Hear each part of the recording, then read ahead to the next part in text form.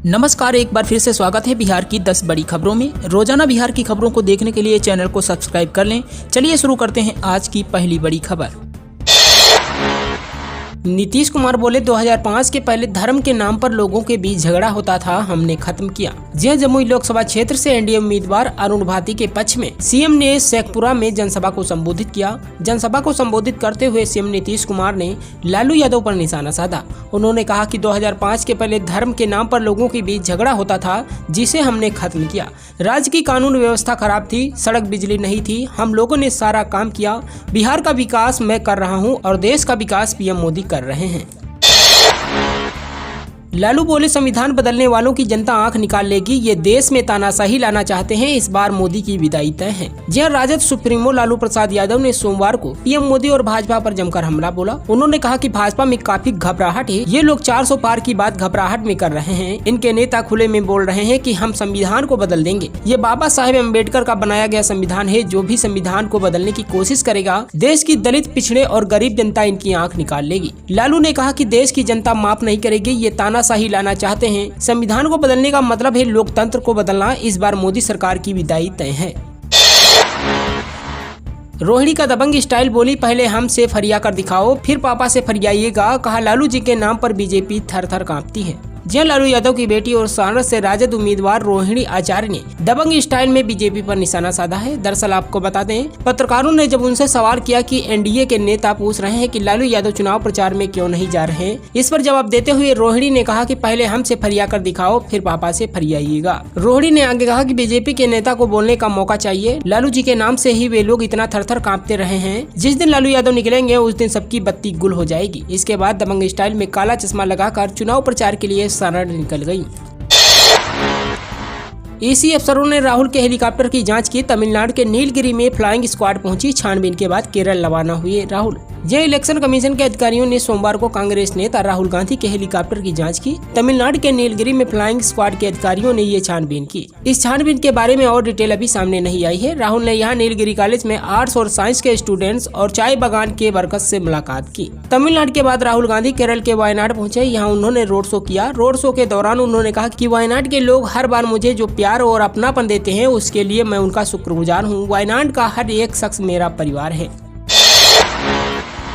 CM Kejriwal की याचिका पर जल्द सुनवाई से सुप्रीम कोर्ट का इनकार, ईडी को नोटिस। दिल्ली शराब नीति से जुड़े मनी लॉन्ड्रिंग मामले में गिरफ्तार सीएम अरविंद केजरीवाल को कोर्ट से कोई अंतरिम राहत नहीं मिली है। कोर्ट ने सोमवार 15 अप्रैल 2024 को याचिका पर जल्द सुनवाई से इनकार कर दिया है। आम आदमी पार्टी के राष्ट्रीय संयोजक अरविंद केजरीवाल कोर्ट में पेश हुए अभिषेक मनु सिंघवी ने चुनाव का हवाला देते हुए इस शुक्रवार को सुनवाई की मांग की थी, लेकिन कोर्ट ने कहा कि इतनी जल्दी सुनवाई संभव नहीं है। साथ ही कोर्ट ने ईडी से 24 अप्रैल तक जवाब देने के लिए कहा। वहीं केंद्रीय जांच एजेंसी के जवाब पर केजरीवाल 27 अप्रैल तक जवाब दाखिल करेंगे।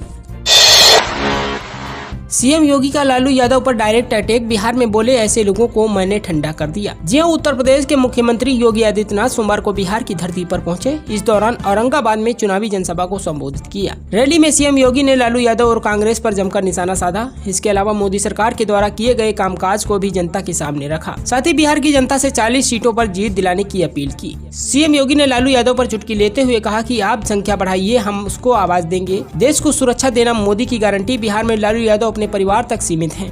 उनके परिवार के लिए बिहार में सीटें कम पड़ गई। कांग्रेस और राजद ने देश में समस्या उत्पन्न किया और मैंने उसे सुलझाने का प्रयास किया।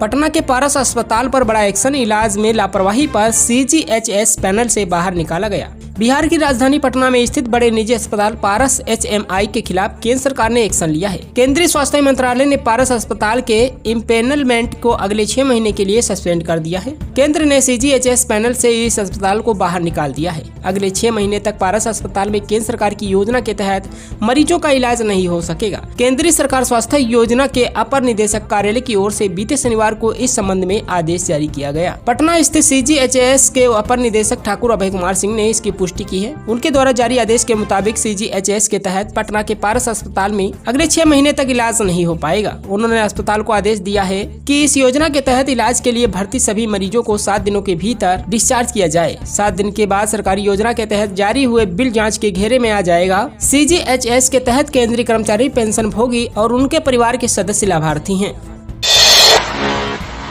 बिहार पर मानसून रहेगा मेहरबान, झमाझम बारिश के पूरे आसार, जून से सितंबर तक खूब गरजेंगे बादल। जी हां, भीषण गर्मी की मार झेल रहे बिहार के लोगों के लिए मौसम विभाग ने बड़ी खुशखबरी दी है। गर्मी से बेहाल बिहार में इस बार अच्छी बारिश के आसार हैं, यानी मानसून बिहार पर मेहरबान रहेगा, इसकी पूरी संभावना है। IMD ने सोमवार को कहा कि भारत में 2024 के मानसूनी सीजन में अगस्त सितंबर तक ला नीना की स्थिति बनने की संभावना के साथ सामान्य से अधिक संचयी वर्षा होने की संभावना है। इसमें बिहार को लेकर भी अच्छी बारिश की संभावना जताई गई है, जो जून से सितंबर तक चल सकता है।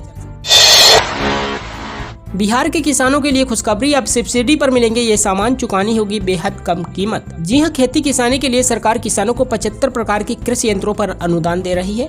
इसके उपयोग में परंपरागत खेती की तकनीक बदलेगी। अब कृषि यंत्रीकरण योजना के छोटे छोटे कृषि यंत्र प्राप्त कर सकते हैं। इसमें खुरपी, कुदाल, हसुआ सहित अन्य यंत्र अनुदानित दर पर मिलेंगे। नए वित्तीय वर्ष के शुरुआती दौर में ही कृषि विभाग की ओर से किसानों को अनुदानित दर पर कृषि उपकरण मिलेगा। जिले में 346 पंचायतों के लिए 3,20,82,000 रूपए की स्वीकृत मिली है। जिला कृषि पदाधिकारी ने बताया कि योजना का लाभ लेने के लिए विभागीय पोर्टल पर ऑनलाइन आवेदन करने की प्रक्रिया चल रही है। कोई भी निबंधित किसान इन यंत्रों की खरीद पर अनुदान पाने के लिए 5 मई तक आवेदन कर सकते हैं।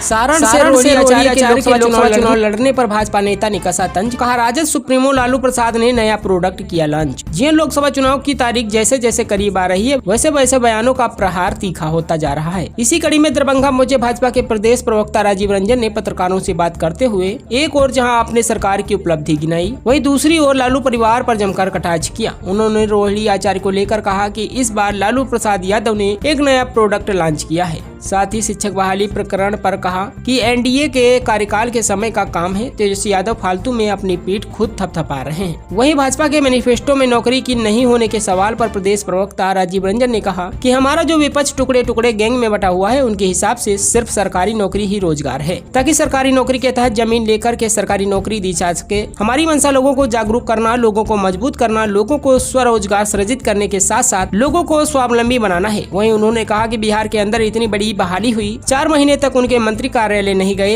एक फाइल पर शिक्षा मंत्री का हस्ताक्षर नहीं, और हमारे विपक्ष के युवराज अपनी पीठ थपथपा रहे हैं।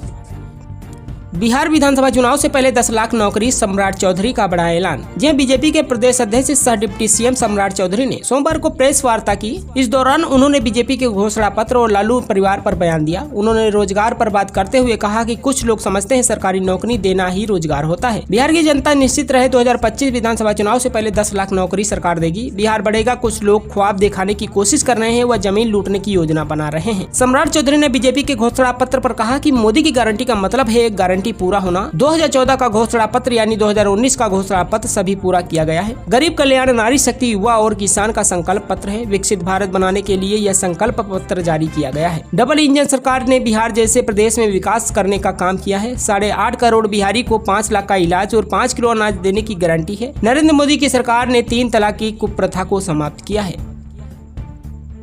बिजली चोरों की खैर नहीं, विभाग का ताबड़तोड़ एक्शन जारी, लगाया 3 लाख जुर्माना। जब विद्युत विभाग ने चिराचास में गलत तरीके से बिजली का उपयोग करने वालों के खिलाफ अभियान चलाकर बड़ी कार्रवाई की है। कनिक अभियंता चंद्र बिरुली की शिकायत पर चिराचास थाना में 3 अलग अलग प्राथमिकी हुई है। जेई की शिकायत पर वैष्णवी अपार्टमेंट बसंत विहार चिराचास निवासी किशन राज के खिलाफ प्राथमिकी हुई है। शिकायतकर्ता ने बताया कि आरोपित बगैर विद्युत मीटर के गलत तरीके से बिजली का उपयोग कर रहे थे। बगैर मीटर पानी का मोटर व लिफ्ट चलाया जा रहा था। विभाग ने 3,14,025 रुपए का जुर्माना किया। वहीं दूसरी प्राथमिकी बसंत विहार वैष्णवी अपार्टमेंट में रहने वाले धीरेन्द्र कुमार सिंह के खिलाफ हुई है। 15,398 रुपए का जुर्माना आरोपित के खिलाफ विभाग ने जारी किया है।